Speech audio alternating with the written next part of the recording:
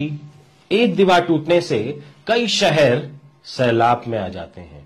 इसी प्रकार हमारी ये जो डेस्क है, अगर इसमें भी एक दरार आ जाए तो ये भी पूरी टांग में दर्द बना देती है।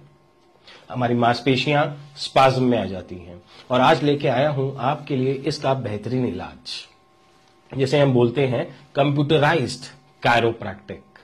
ये क्या है साहब? ये ऐसा सॉफ्टवेयर है जिससे कि हम स्पाइन के अंदर जितनी मैल अलाइनमेंट्स हैं वो निकाल लेते हैं। ये हमें सॉफ्टवेयर ये भी बता देता है कि कितनी दूरी पर, कौन से वर्टिब्रा पर कितना बड़ा सबलक्सेशन है या दरार है।